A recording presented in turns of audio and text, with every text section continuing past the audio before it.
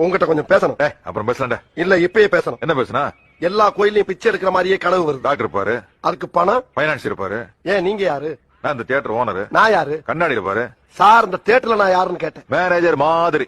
அப்படின்னா வேலைன்னு ஒண்ணு பாக்குறேன்ல. ஆமா. அதுக்கு சம்பளம்னு ஒண்ணு தரணும்ல. ஆமா. அதை கொடுக்க ஐடியா இருக்கா இல்லையா? இப்படி உட்காரு சார். இந்த கால்குலேட்டர் எடுத்து கையில வச்சுக்க. Good respect. உன் தகுதிக்கு நீ என்ன சம்பளம் எதிர்பார்க்கிற? 2000. காலையில டிஃபன் 5 ரூபாய், மத்தியான அளவு சாப்பாடு 20 ரூபாய், ராத்திரி டிஃபனுக்கு மறுபடியும் 10 ரூபாய், ஒரு நாளைக்கு 35 ரூபாய் ஆகுது. மாசத்துக்கு என்னதுன்னு கணக்கு போடு.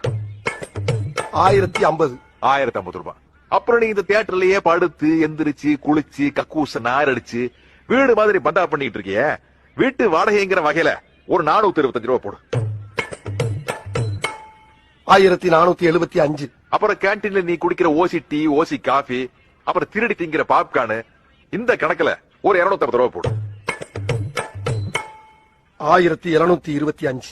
அப்புறம் நீ ஓசியில முடி வெட்டுறதுக்காக சலூன்காரன் குடும்பத்தையே கூட்டிக்கிட்டு வந்து டிக்கெட் வாங்காம படம் பார்க்க வைக்கிறியே, அந்த கணக்குல ஒரு 300 ரூபாய் போடு. 2025. நீ என்ன சம்பளம் எதிர்பார்த்த? 2000. இந்த 25 ரூபாய் பாக்கிய மாசம் 1ஆம் தேதியிலிருந்து 7ஆம் தேதிக்குள்ள நீ எனக்கு கரெக்டா கொடுத்துரு. ஓகே?